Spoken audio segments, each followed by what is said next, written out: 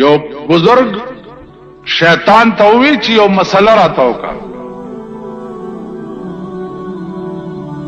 شیطان ورته وی چې بزرگ صاحب زما مسلې خو ټولې داسې دي چې خلق په کافر شي.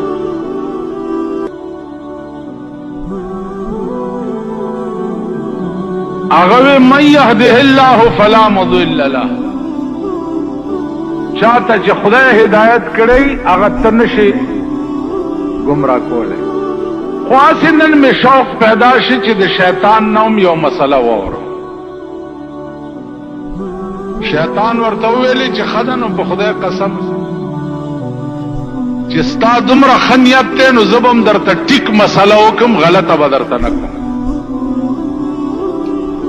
وی ګوره ته خو پیرې خلق د لاسونه صفایي، خپې د ښکلوي، سجدې درته لګوي، لوی ولی او بزرگ. خو پیر صاحب یو نصیحت مې واوره چې داسې چرې ونه وی ګورئ چې زه هسې نه چې د مریدانو په غرور کې راشي چې زما لکونه او زرګونه مریدان دي او زه خو جوړ ډېر لوی سړی یم.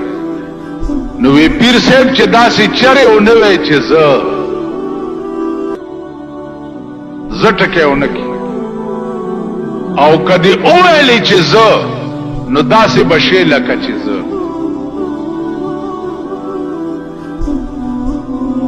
شیطان ورته وایي چې کدی اوویلې چې زه نو داسې به شی لکه چې زه. ما 6 لکه کاله د خدای عبادت کړی، 6 لکه کاله.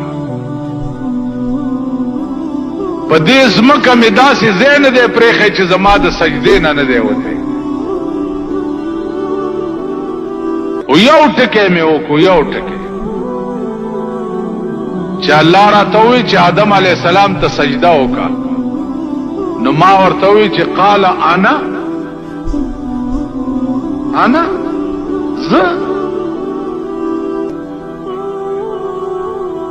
زه خیر منه، د دې آدم نه زه بهتر یم، زه دنه خیر.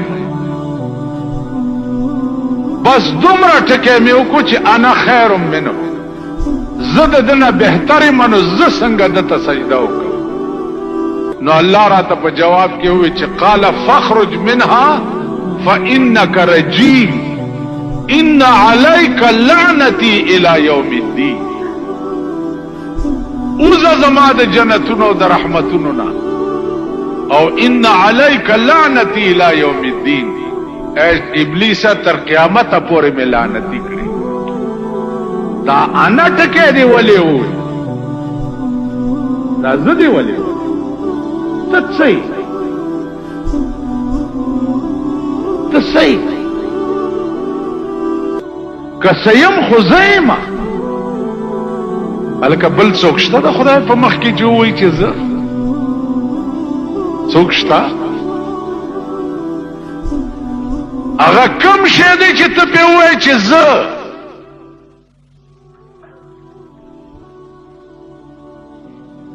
نو زما عزیزان دا زه ټکی چې دی نن ستا ټول ملک تباه کړو. اوس هغه زه ټکی بیا شروع شو. هر یو چې راشي رونو زه به داسې یم، رونو زه به داسې یم، رونو زه به داسې یم. نو نتیجه به یې ګورئ او داسې بدتره نتیجه به یې ګورئ چې الله دې امان راکړي. ما نن چا تپوس وکړو چې دا تاسو ملیانو هم سړي ودرولی دي، مال مونږ ملیانو ولا قرآن ورکړی دی چې ستا آواز به په اسمبلی کې صرف د دین د پاره وي، که نور دې ټتو کو چې یا به زه سړک جوړ کم یا به ملک ټیپر کم، ټت یې وکړو نو په دې ټکي کلمه تېره کو قرآن زه به نه وې، که دې زه ووې نو ښه به نه وي. نو زما عزیزانو دا زه ټکی ډېر خطرناک. او پاکستان تباہ او برباد شو د زه د لاس نن وګوره ستا په ملک ما دا د جمعیت ممبران چې ولاړو ما به ودرول او قرآن به مې ولاور داسې به مې لاس نه ونیو کلمه به مې پې تېره کړه چې داسې به نه وی چې زه به دا کار وکړم که دې وویل چې زه به دا کار وکړم نو په ټکي به کافر شي زه څه شی 40 کاله د پاکستان حکومتونه خدای جهنم لبوتله تباہ و برباد کو ضیاءالحق خدای زرا زرا کړو په اسمان کې زبدا کارو کوم جبدا کارو ستا مور به خدای چې کوم کار نه کړي هغه به بند و به د ټولو د خدای دعوی کړي وي ملک ته تباہ و برباد شو ملک ته غرق شو دا مو وایي چې زبدا کارو دا وایه که د خدای توفیق او خدای وس راکو نو زه به دې څه خېزنه که د خدای وس نه وروره زه به شم و اسمبلی کې یو حق خبره مې که د خدای توفیق نو انشاءالله زه به داسې خبرې کوئ د دې نه سوا م که بل کړت کړی نو پرتوک د نه وباسم او په سارې درته تړم دې ټولو ته وایي زه به دا کار تا ته ګوره او کار کولو ته وټو نو ویلی چې زه به روټي کپړه مکان درکم ویلی کني اوس هم لور ولا بیا پاس کړه انشاءالله څه خو به درکړي دی خدایم نورم خراب او توره